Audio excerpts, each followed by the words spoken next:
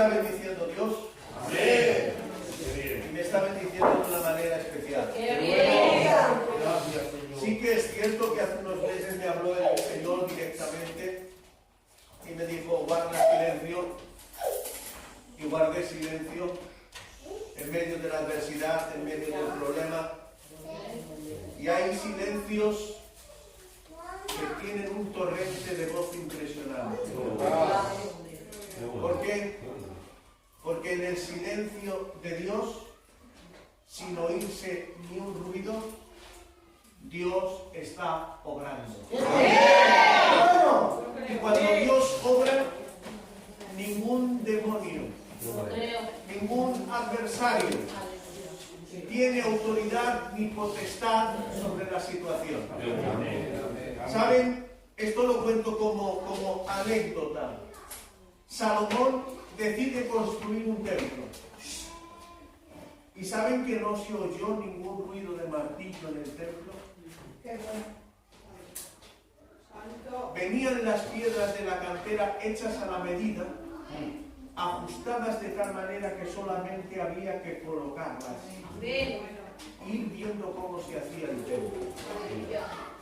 Tú deja que Dios haga las cosas a su medida. No habrá ruido, pero habrá gloria en el templo. Dios lo hace bien. Lo que Dios hace, lo hace a su tiempo.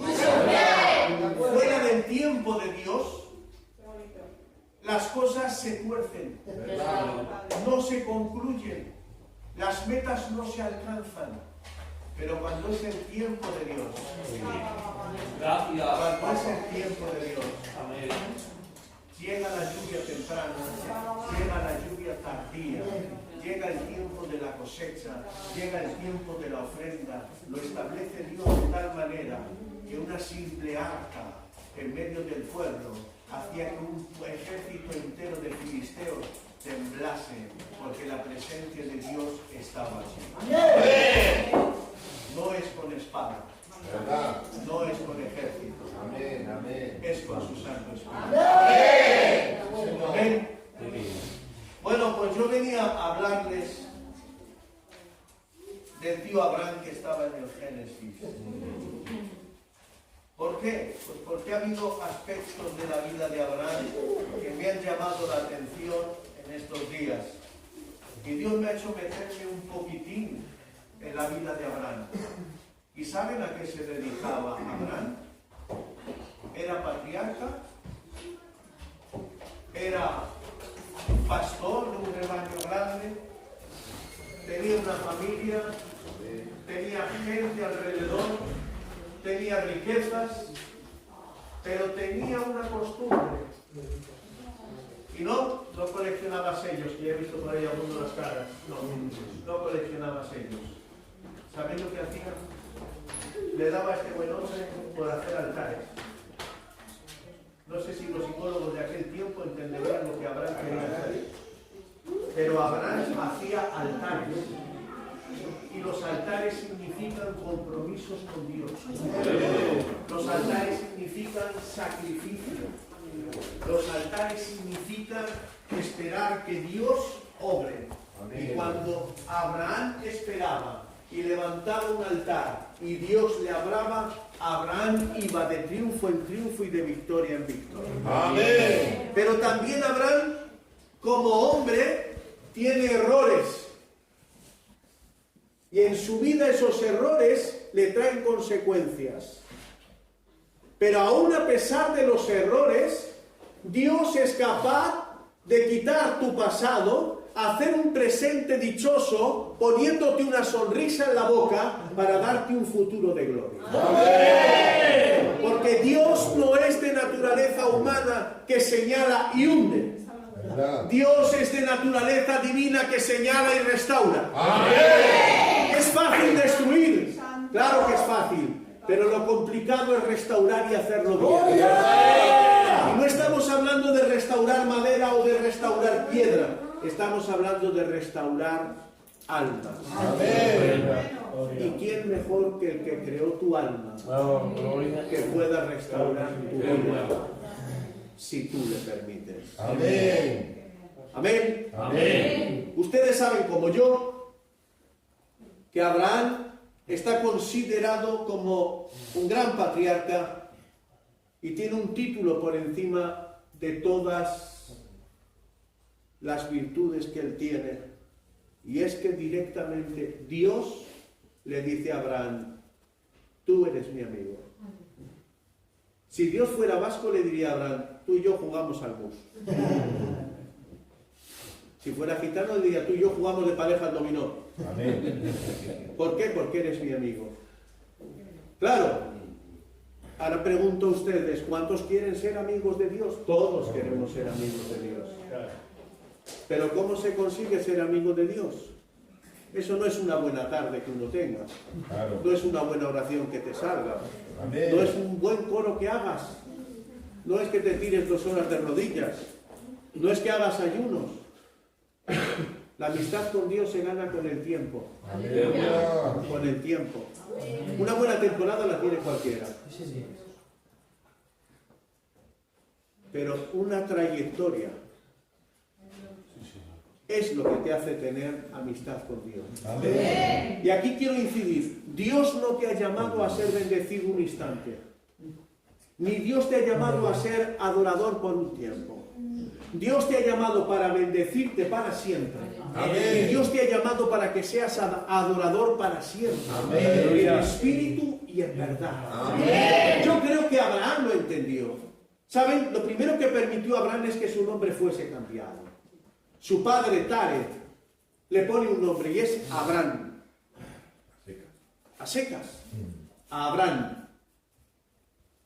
Y Abraham significa padre enaltecido, sin hijos, con su mujer, ya anciano, sin descendencia, y que la gente le llame padre enaltecido, ¿no suena como un poco a cachondeo, con perdón? Sí. ¿Sí o no? Amén. Si fuera que tiene 12 hijos alrededor de él, si fuera que tiene hijas alrededor de él, podría decírsele: su padre le pone padre enaltecido. Pero cuando se encuentra con Dios, lo pone más difícil Dios. Ya no le llama padre enaltecido. Sin haber nadie le dice: tú eres padre de multitudes, tu nombre va a ser Abraham.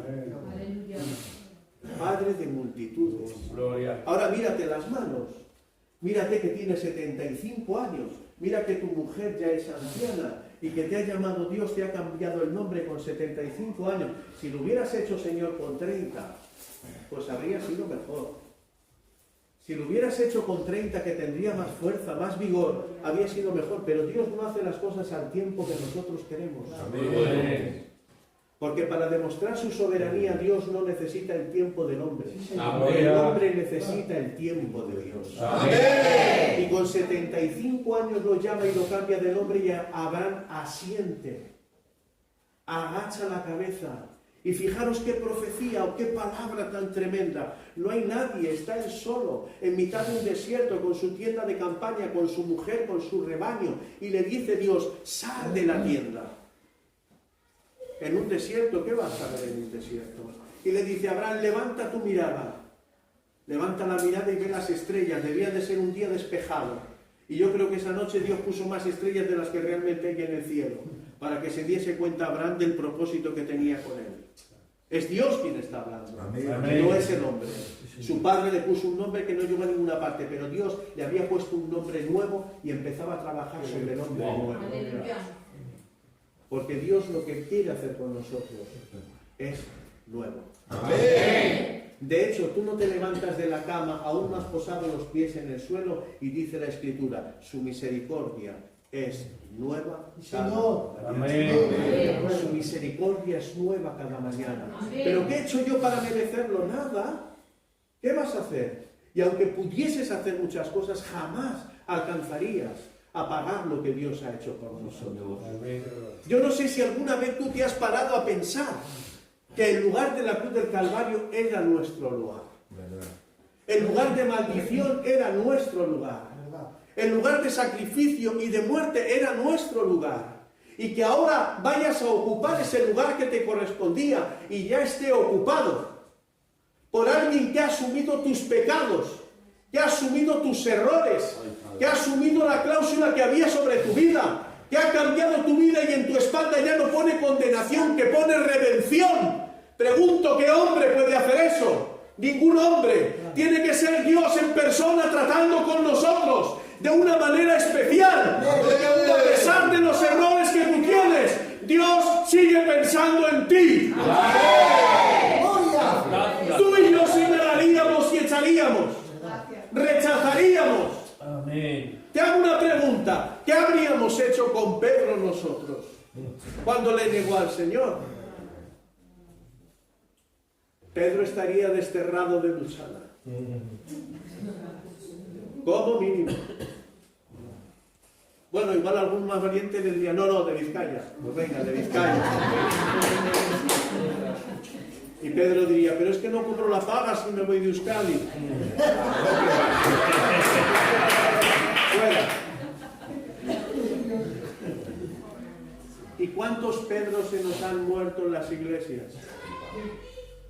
Por no saber restaurarlos. Amén. Lo toma Dios por el hombro y le pregunta a Pedro, ¿me amas? Y sabes que al principio Pedro es impulsivo, es un pescador rudo. ¿Podría ser de Santurce? Pues igual sí. Pescador rudo, las manos le huelen a pescado, él va de esas formas, es impetuoso, es capaz de coger una espada y cortar una oreja, es capaz de contestar, es capaz de tener una revelación y decirle tú eres el Hijo de Dios viviente, es capaz de muchas cosas, pero también de buenas y malas porque no está centrado Pedro. Y ahora lo toma el Señor del hombro. Le pregunta a Pedro, ¿me amas? Y por tercera vez Pedro tiene que decirle, Señor, tú lo sabes. Amén. ¿De qué manera lo restaura el Señor que el Pedro que tú y yo habríamos desechado?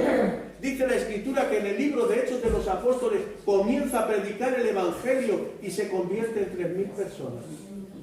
Con lo que tú y yo desechamos, Dios hace banquetes. Amén. Con lo que tú y yo desechamos, Dios fundamenta imperios.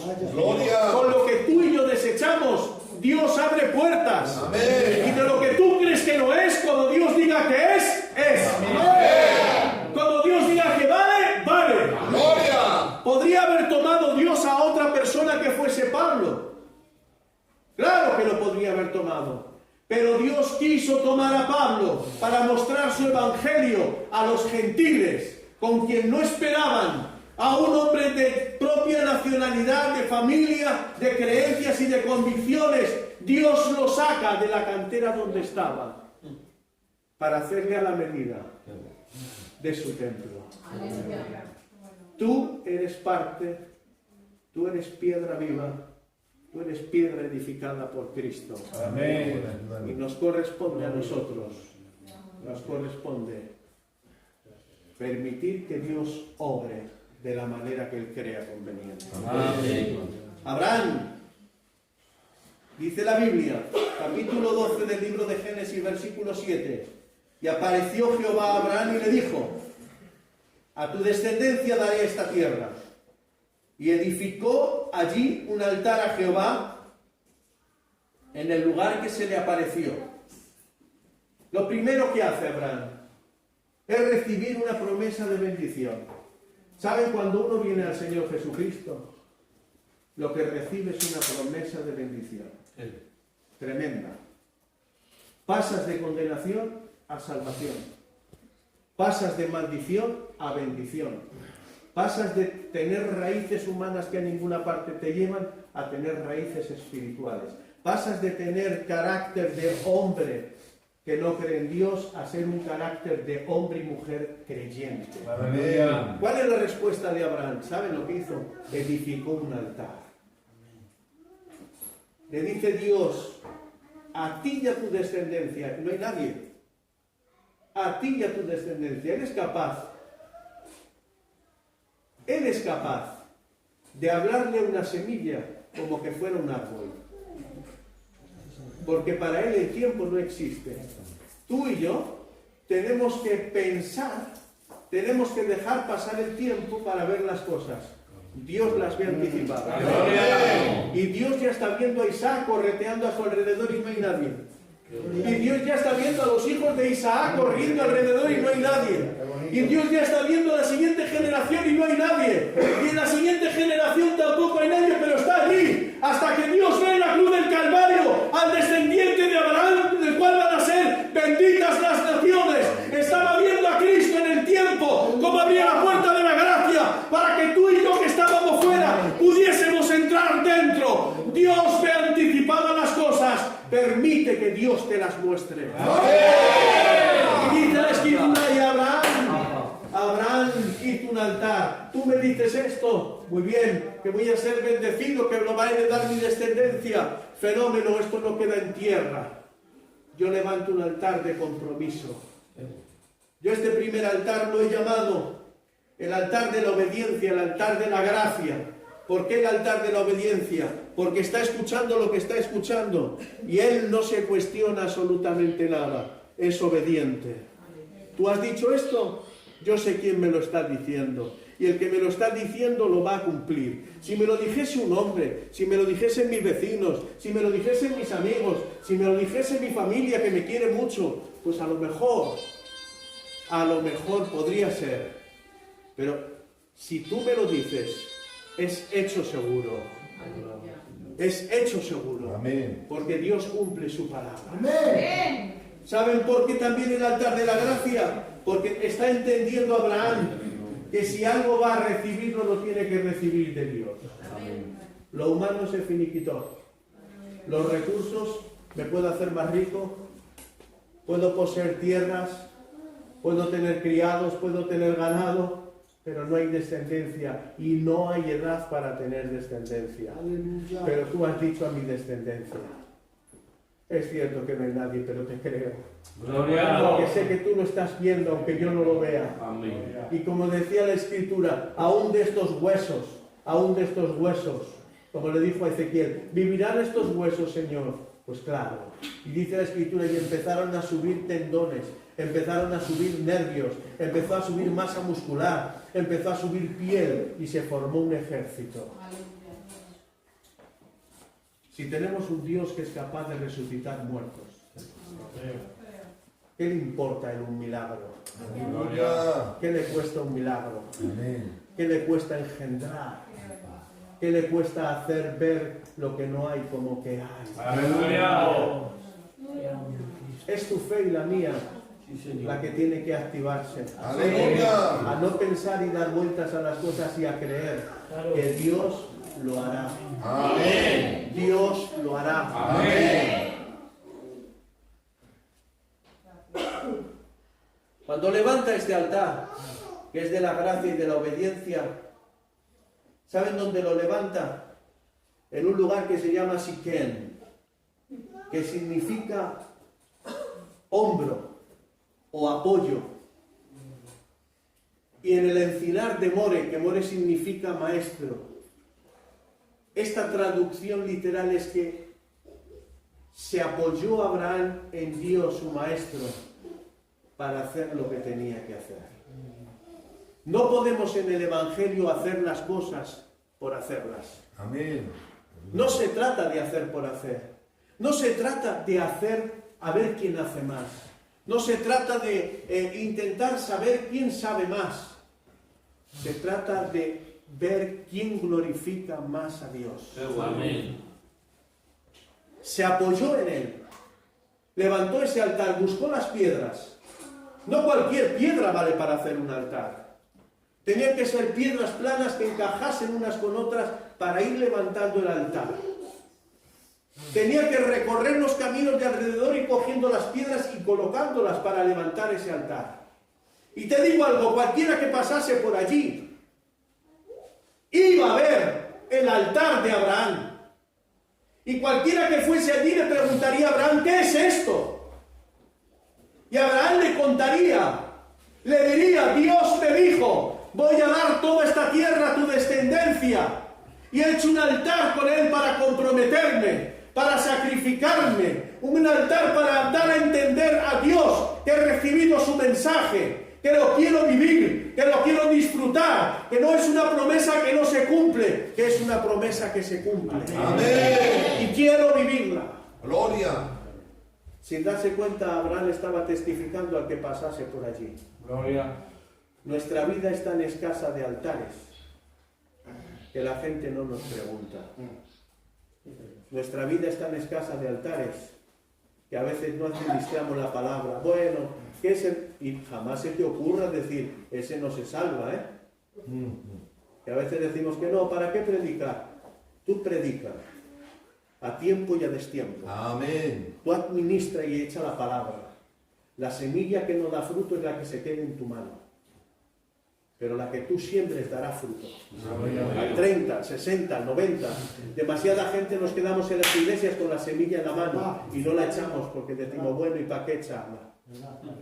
¿Y para qué quieres una semilla entonces?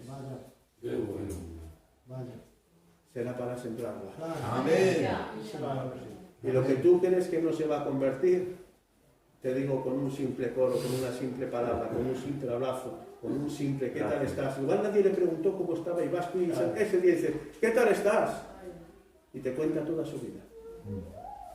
Porque ese ¿qué tal estás? no es tuyo.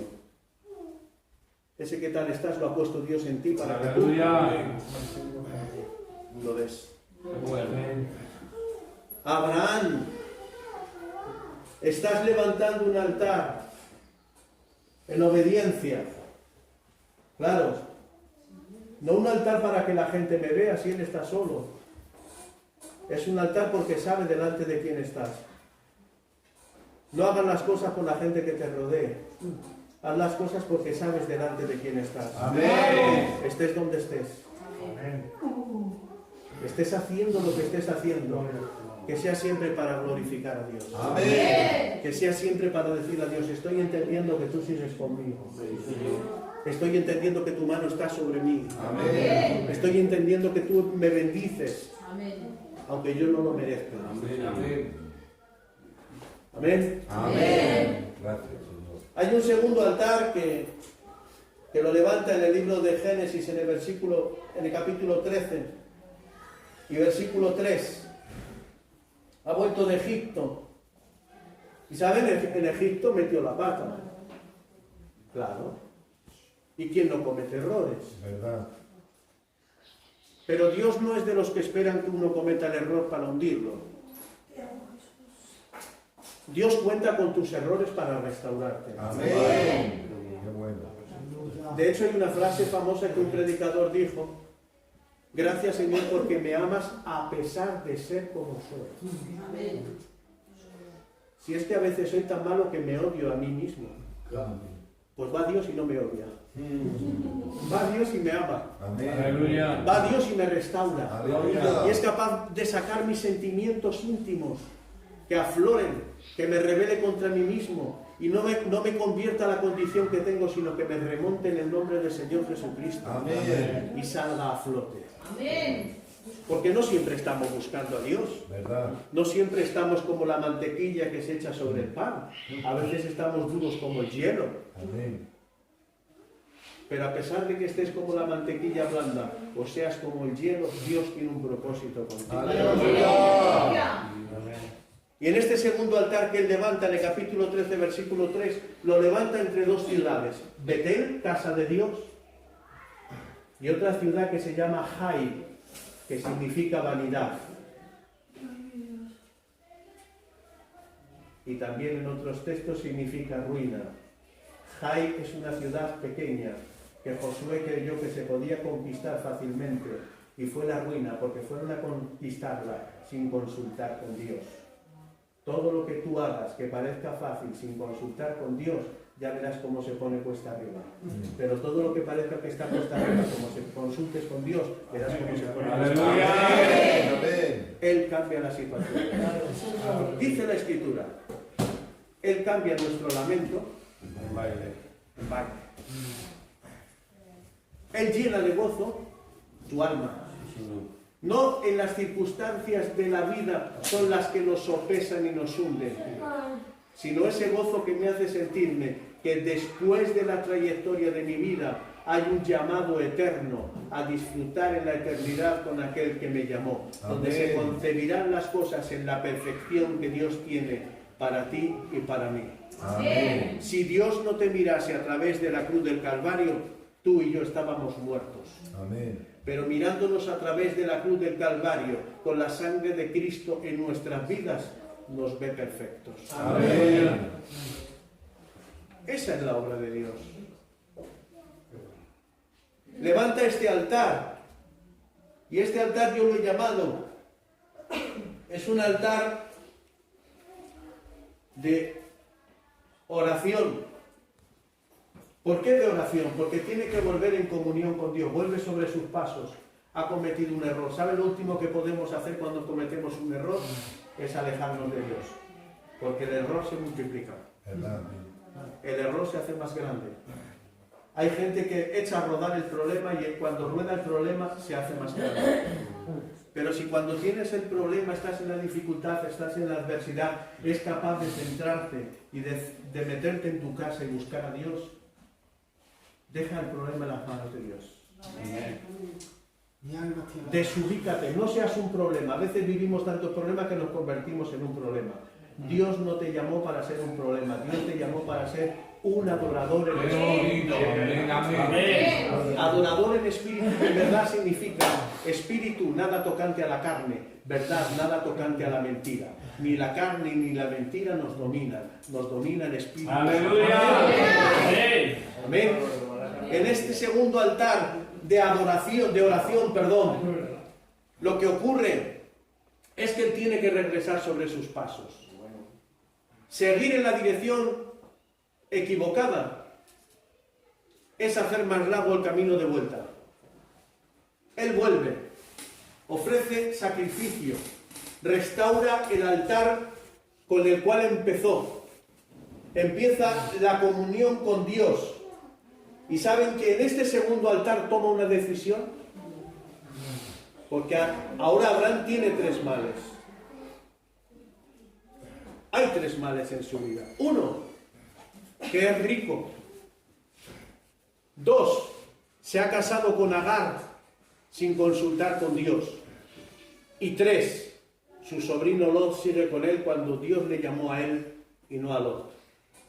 Y ya cuando ora al Señor, Dios le indica lo que tiene que hacer y le dice a su sobrino, escoge tú la tierra. Si tú dijeses a la derecha, yo me voy a la izquierda. Si tú dijeses hacia el frente, yo me voy hacia atrás. Y Lot escoge la llanura, una llanura fértil, de regadío. ¿Pero hasta dónde llega esa llanura? Hasta Sodoma y Gomorra. 2 ciudades que ya tienen un juicio y que están en pecado. No lo que parece fácil y bonito es lo que Dios quiere. Amén. No lo que nos agrada a los ojos es lo que Dios quiere. No lo que en nuestra mente entra con tanta fuerza y decimos, ¡ay, qué bendición! No es lo que Dios quiere. Consulta primero. Amén. Dice la Escritura, y Abraham se marchó a los montes que había alrededor, y Abraham fue prosperado, y Lot fue casi marchitado en Sodoma y Gomorra. Cuando Abraham quiere proveer para sí un hijo, se casa con Agar, sin consultar con Dios, y tiene un hijo. Y algunos de ustedes dirían, ¡qué bendición! Un hijo, precioso. Pero ¿saben algo? No era el propósito de Dios. No era Agar la llamada. Era Sara, la estéril, la anciana, la que ya no podía tener hijos. Sobre ella dijo Dios, y ahí será tu descendencia. Ha provisto para sí, con Agar, un hijo. ¿Y saben lo que ha pasado? Que ese hijo que no era dentro del propósito de Dios se convierte en una nación fuerte. Vienen los ismaelitas, que son los árabes, que van en contra del pueblo de Abraham. Lo que tú hagas que esté fuera de la voluntad de Dios se volverá contra ti, aunque te parezca bueno y perfecto. Levanta altar a tu tiempo, levanta altar en tu lugar, levanta altar en tu casa, en tu matrimonio, en tu negocio, para que sea Dios quien hable contigo y ordene el camino. Si Él ordena en el orden de Dios, no hay choques ni sorpresas. ¿Verdad? En el orden de Dios se encamina. Tiene que echar a Lot, tiene que echar a Agar y tiene que tomar dominio sobre las riquezas, pero trayéndoselas a Dios. ¿Por qué? Porque cuando salió de Egipto, salió rico con ganado y Dios tuvo que probar el corazón, si era lo que dominaba la riqueza, el corazón de él, o su corazón dominaba la riqueza. Y Abraham tuvo que mostrar que el corazón que tenía entregado para Dios dominaba las riquezas. Y le tiene que decir a Dios: todo lo que yo tengo, tú me lo has dado. Amén. Amén. Amén. Hay un tercer altar que está en Génesis, en el capítulo 13, versículo 18. ¿Saben dónde levanta ese altar? Lo levanta en una ciudad. Todavía no existe esa ciudad, existe el lugar nada más. Esa ciudad se llama Hebrón, que significa firmeza. Ya se asienta Abraham en el tercer altar. Ya no es la emoción del primer altar, ya no es la vuelta atrás sobre sus pasos del segundo altar, es el tercer altar, ya está firme, ya trata a Dios con él de una manera especial, ya trata a Dios directamente, ya no es simplemente oración, aquí hay adoración también. Hay quien quiere tener adoración sin tener oración con Dios. Primero será conocerle y luego adorarle. Amén. Porque si no le conoces y le adoras lo mismo que le adoras, le puedes aborrecer después. Pero cuando le conoces, por eso dice la Escritura, quien no ama no ha conocido al Señor. Claro. Y perdónenme, hoy en las iglesias tenemos demasiadas disensiones porque realmente no conocemos a Dios. Amén. Si conociésemos a Dios en toda su esplendor, creo que nos vendríamos aquí de rodillas, le pediríamos perdón y nos harían falta unas cuantas vidas más para seguirle pidiendo perdón. Porque Él es el que tiene que tener autoridad sobre nuestra vida. El Hebrón, donde está la firmeza, es la prueba de la fe. La prueba de la fe. No me digas lo que tú eres. Porque todos, ¿cuántos vamos al cielo? Todos. ¿Cuántos vamos todos? ¿Cuántos aman a Dios? Todos. Pero no me digas lo que tú eres, demuéstrame lo que tú eres. Demuestra ante Dios lo que eres. No son los dichos, son los hechos. Son los hechos. Nosotros somos el capítulo 29 del libro de Hechos. Hechos tiene 28 capítulos. Y dice, y no se escribió más. No, se está escribiendo la historia de la iglesia. Nosotros somos el capítulo 29 del libro de Hechos. Amén. La iglesia sigue viva en la tierra. Amén. La iglesia sigue haciendo alianza con Dios. La iglesia sigue obrando. La iglesia sigue viendo milagros. La iglesia sigue viendo provisión de Dios. Yo pregunto, ¿qué se ha escrito de ti en el capítulo 29 del libro de Hechos? Gloria a Dios. ¿Se escribió algo o pasaste en blanco? ¿Lo que pone es recomendable o hay que tacharlo? ¿Hay en tu vida altares de compromiso con Dios o simplemente paso el tiempo, voy a mi culto, toco las palmas, echo la ofrenda, ya he cumplido? Romanos capítulo 12, versículos 1 y 2. Renovaos en vuestra forma de pensar. ¿Para qué? Pues porque tengo que renovarme. Amén. ¿Ustedes imaginan? Bueno, ahora estoy más delgado, pues sí, se lo pueden imaginar. Con pantalón corto y el traje de la primera comunión, si el muchacho ya tiene 60 años. Bueno, pues hay gente en las iglesias que sigue llevando el mismo traje que cuando se convirtió. Ya ha pasado el tiempo. Y tenemos que crecer, Amén. tenemos que madurar, Bravo. tenemos que hacernos expertos en buscar las cosas de Dios. Amén. Sí, Señor. Buscad el reino de Dios y su justicia y lo demás se da por añadido. Aún tenemos gente en las iglesias que busca el añadido y se ha olvidado del reino de Dios. Amén. ¿Por qué? Porque no ha habido altares. Hay que pararse y hacer altar. Aleluya. Moléstate contigo mismo. Y esta noche dite antes de acostarte, dite a ti mismo, dítelo a ti mismo. No quiero seguir como estoy, quiero crecer. Amén. No quiero continuar. Esto no es simplemente ir al culto y tocar las palmas. Quiero experimentar tu presencia. Amén.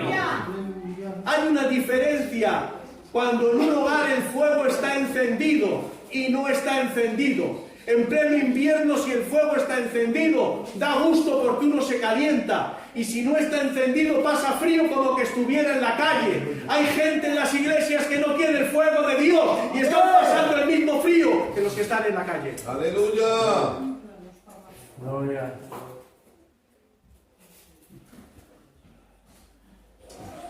En Santurce hay gente que sabe más que yo del Evangelio. Y están en el mundo. ¿Qué les parece? Que se convirtieron antes que yo. Que han experimentado milagros que yo no los he experimentado. Que les ha hablado Dios palabras que a mí no me la ha dicho. ¿Y dónde están? En el mundo. Y la conclusión a la que he llegado es que nunca levantaron altar para Dios. Nunca se comprometieron con Dios. Nunca obedecieron a Dios. Aunque Dios sí estuvo detrás de ellos. Ellos nunca podrán decir, no me dio Dios oportunidad. ¡Aleluya! Porque a veces decimos en la iglesia, dan una oportunidad a Dios. Y estamos equivocados. Que no soy yo quien le da la oportunidad. Que es Él quien me da la oportunidad a mí. Que yo no puedo dar nada. Yo no puedo asumir en mis manos nada. Claro. Yo no puedo proteger aún, escúchenme, ni mi sombra me sigue si no hay sol. No soy dueño de nada. Pero cuando Él te dice, te doy una oportunidad, cuando Él está abriendo sus brazos para recogerte, sus brazos para bendecirte, sus brazos para hacer una obra que cuente contigo y conmigo a pesar de cómo somos.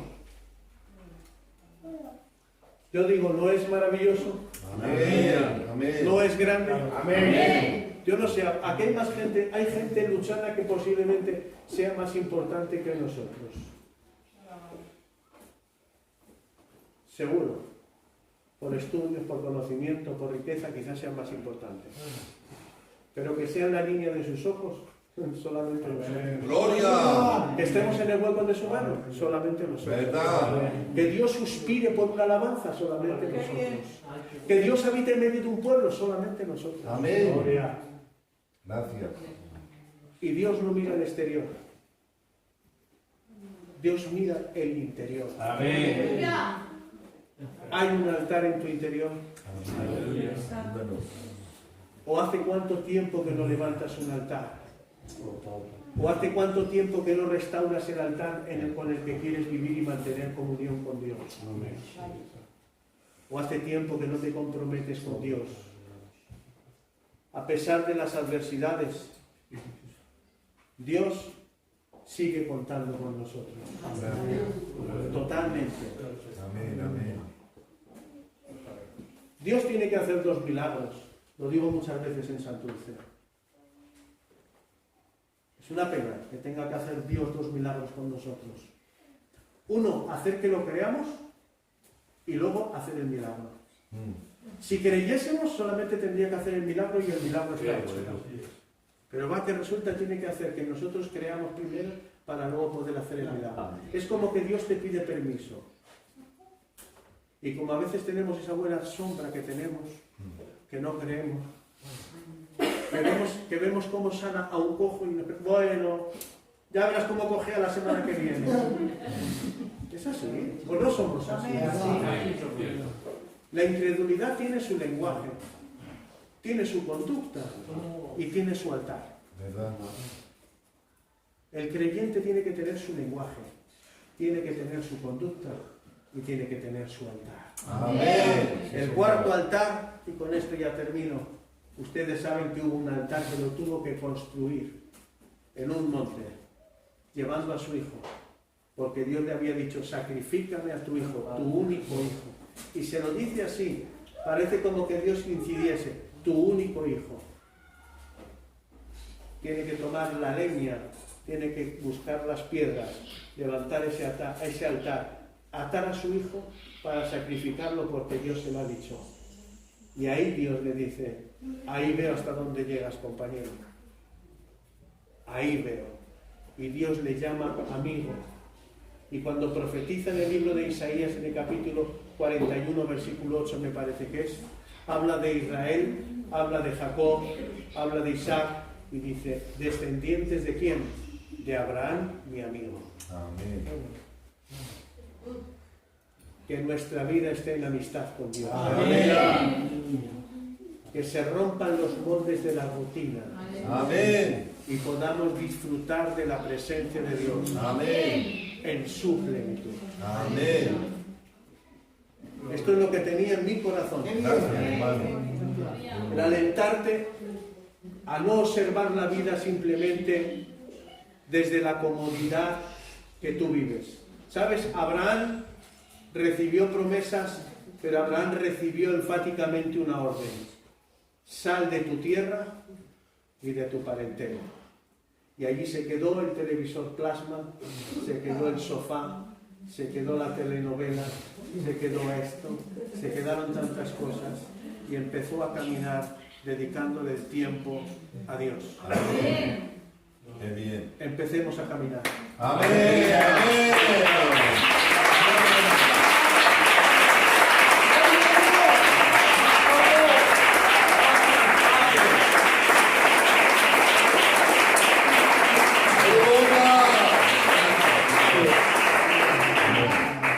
La bendición de Dios esté con vosotros. Usted también. Y que consigáis y que consigamos, porque yo también tengo que pelear. El que se sube estos dos escalones no está exento, Verdad, verdad. es uno más. Amén. También tengo que conseguir edificar mi altar Amén. para estar a cuentas con Dios. Amén. Que el Señor lo bendiga a todos. Amén.